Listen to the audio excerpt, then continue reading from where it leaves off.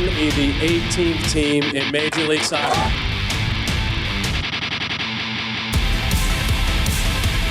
It's the City of Portland's championship. It is great to be home.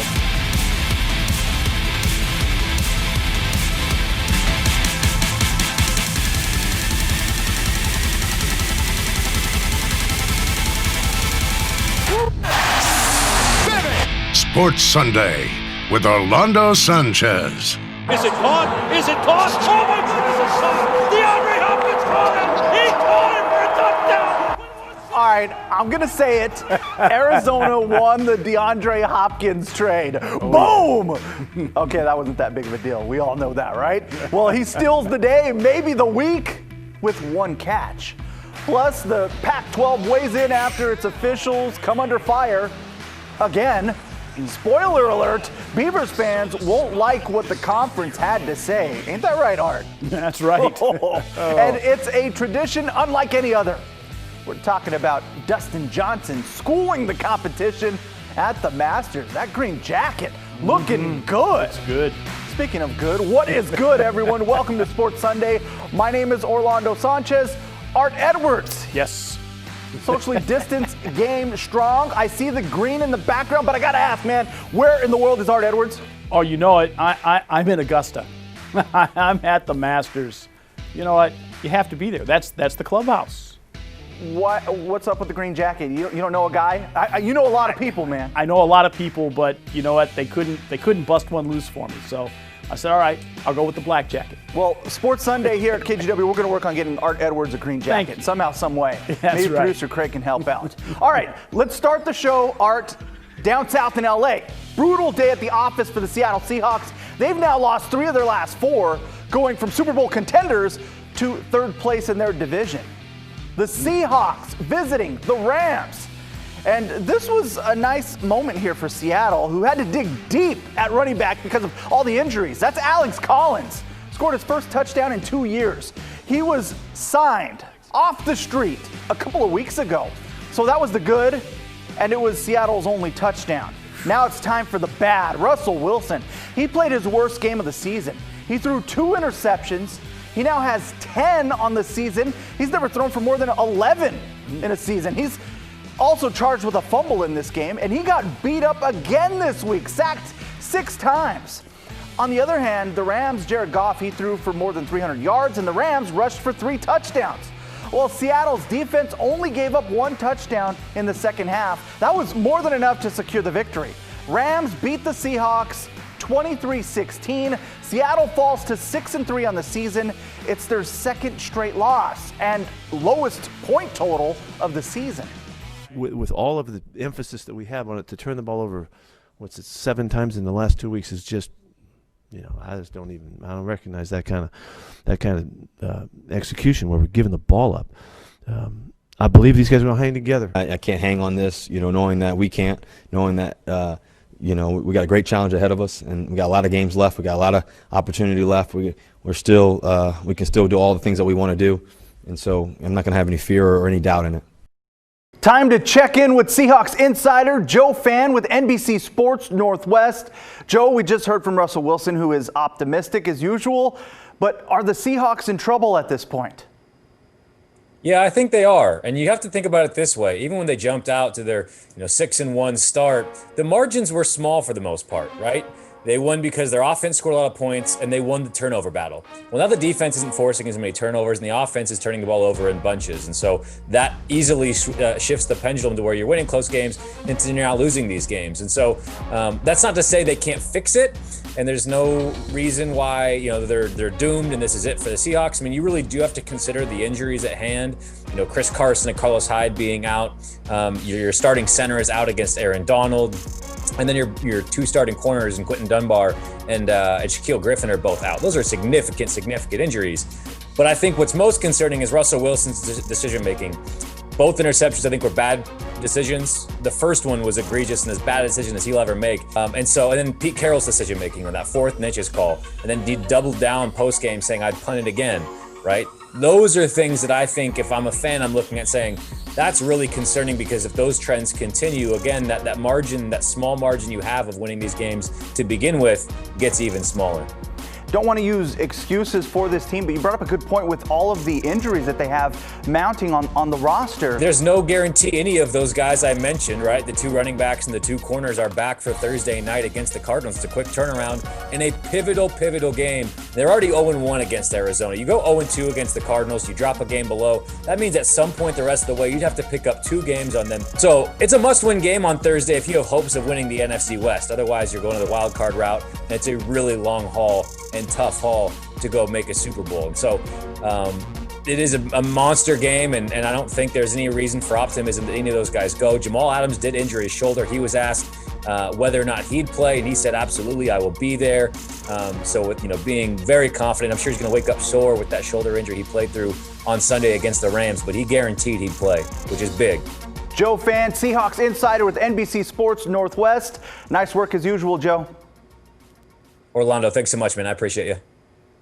Time for Hyundai to take us around the NFL. The Seahawks hosting the Arizona Cardinals on Thursday night, and the Cardinals hosting the Bills today. And wait until you see how this one ended. My goodness, game of the week. Just over 30 seconds left. Josh Allen hits Stephon Diggs. Just a great catch, 21 yards for the score. Bills go up 30-26 with 34 seconds left. But that turned out to be just enough time for Kyler Murray to work some magic on the last play of the game. That's how you get your roll on. That is a Hail Mary, and DeAndre Hopkins answers the prayers. That was between 3 defenders. Cardinals win it 32-30. Arizona 6-3 on top of the NFC West. Buffalo leads the AFC East with a 7-3 record.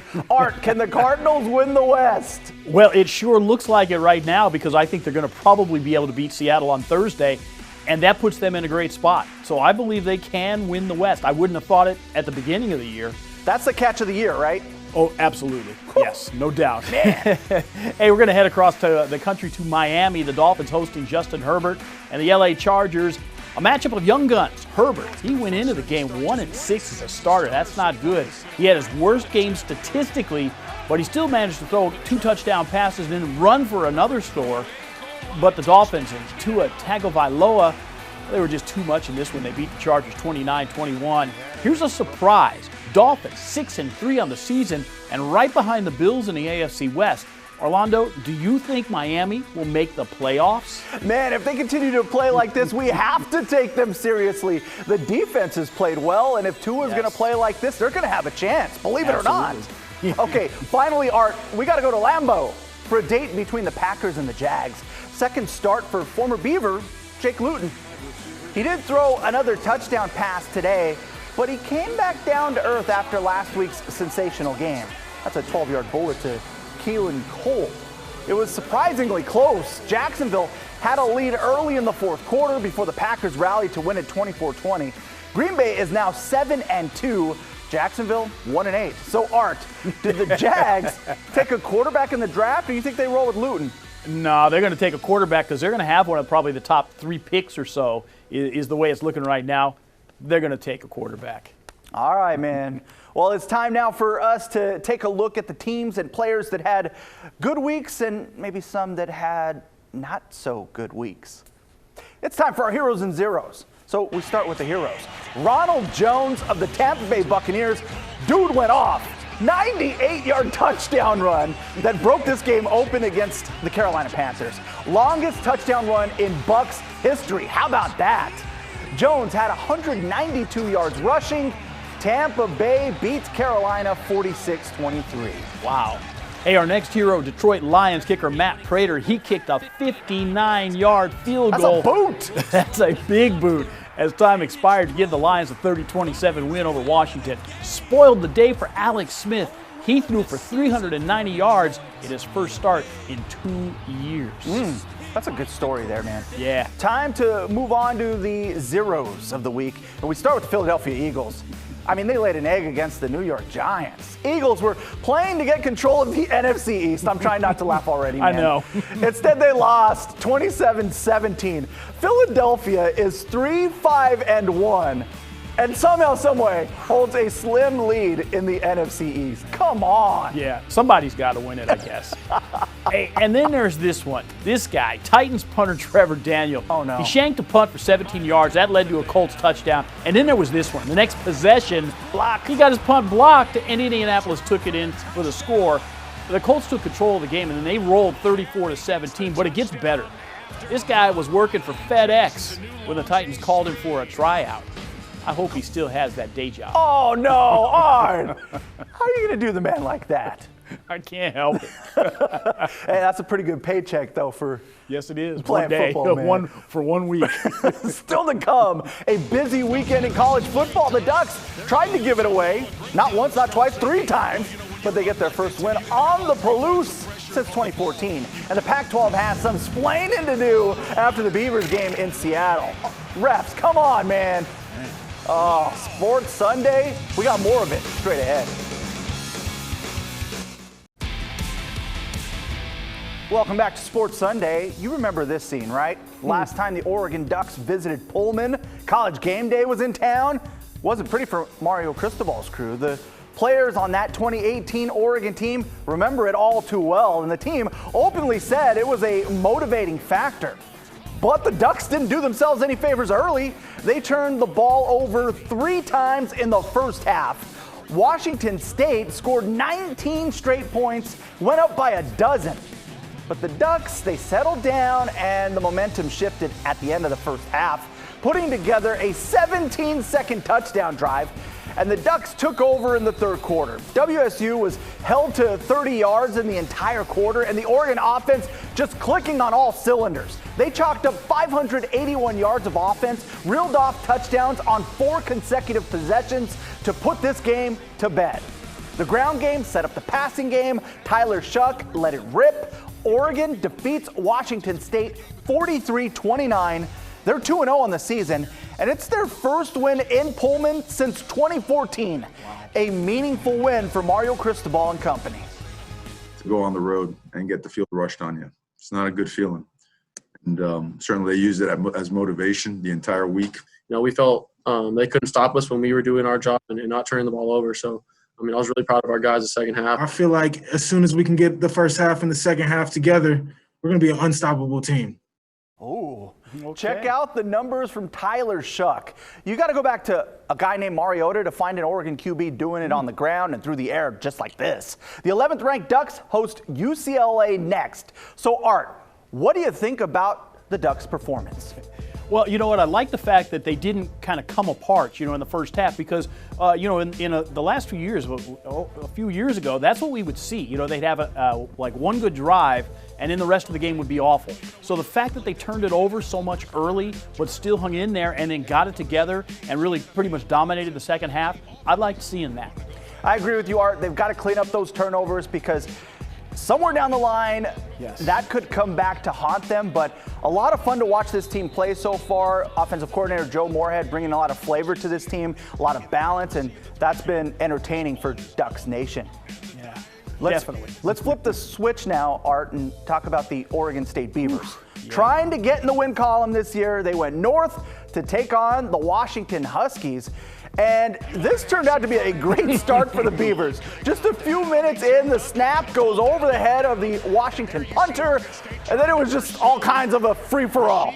The punt eventually gets blocked, and I mean, who's going to pick it up? None other than Jaden Grant with the scoop and score. Beavers go up 7-0. The problem for Oregon State is they couldn't stop the run game of Washington. The Huskies rolled up 267 yards on the ground, 3 rushing touchdowns as well. But the Beavs hung around. Jamar Jefferson, he had another big night. He ran for 123 yards, and that touchdown right there. The Beavers were down 24-21 at the half. The second half turned into a grind, only 3 points between the two teams. Washington gets the W, 27-21. Oregon State falls to 0-2. The Beavers schedule to play Cal on Saturday in Corvallis. All right, Art, there was some controversy to this game, right? Yeah, there's no doubt about that. People are still talking about this, going to be talking about it for a while. a lot of discussion about two plays in the game right at the end, or rather right at the start of the fourth quarter. Here they are, the Beavers deep in Huskies territory. Look like they're going to be driving in to get the score. They give the ball 3rd and 1 to Jamar Jefferson. Oh, he got it! No doubt. I mean, even the announcers were saying he got the first down. But then they bring out the sticks. Look at that. They marked it, and it was so short. Close. So close. All right, no problem. 4th and 1, you go for it. Again, looks like he got it. You could hear the announcers saying he got it, and then they were shocked. They measure it again. They didn't even think they needed to measure. Came up short. So, you know, everybody is really wondering about that. After the game, Jefferson had no doubt in his mind what happened. The first run I had to get it was a first down, so that's why we came back and started huddling. We was going to call another play. I thought I definitely had it. It looked like I definitely had it, but they said we didn't, so. Jonathan Smith, he didn't say a whole lot about it after the game. He really can't, because you can't criticize the officials without being penalized. Today, this is what the Pac-12 said. They confirmed that there was no irrefutable video evidence to overturn the ruling on the field by the game officials. Now, I just don't understand that, because it sure looked like those both made it. What do you think? Yeah, our John Canzano had a great story today in the Oregonian, just mentioning the details on the field, and that they only had 6 cameras out there, so that plays into it. But I ultimately think the officials have to get this right. They had it twice. So I can let the first one slide, but the second one just seems so clear. I mean, you have Huskies fans saying, man, that's a tough break for the Beavers, and now they've got to try and move things along. Breaking news, Dustin Johnson, really, really good at golf. If you've been watching football all day, wait until you hear the numbers he put up at the Masters.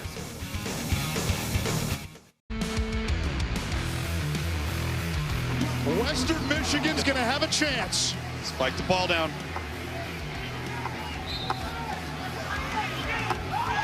They'll throw it to a wide open hole. Touchdown, Broncos! Impressive finish in the Western Michigan-Toledo game. Western Michigan had the ball at the end of the game, fakes the spike. Toledo left the receiver wide open, and that is as easy as it gets for a game-winning touchdown pass. The Broncos get the W, 41-38, and they're also your Toyota Sunday Sizzle. Dustin Johnson, the man who tamed Augusta National and ran away with the Masters. That green jacket looking good. Oh, yeah. Johnson blew away the field to win his first green jacket. The Masters in November had no fans, no drama. Johnson's 5-shot victory was the largest at the Masters since Tiger Woods won by 12 in 1997. He finished at 20 under, 268 to break the Masters scoring record by 2 shots. It's the second major for Johnson. He won the U.S. Open in 2016. We'll be right back.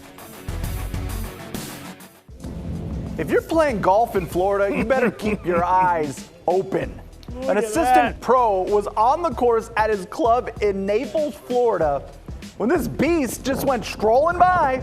That's a massive alligator. The pro said it looked like a Jurassic Park creature. Art, that's pretty accurate, right? Yeah, that's the reason I don't golf anywhere. It might pop up anywhere. I'm freaked out from home. Yeah. Well, Art, it's time to call it a night. Happy birthday, producer Craig Edwards. We gotta go. Plays of the week are up. We're all ready, it's go time. Lights, camera, action, showtime. The heart of a champion, my opponents hate it. The throne is fun to take it so close I can taste it. Phenomenal effort. That's beauty. Yeah, he has been on fire. Here they come, a game and deal. A wide open receiver though. It's Travis Dye. There he goes.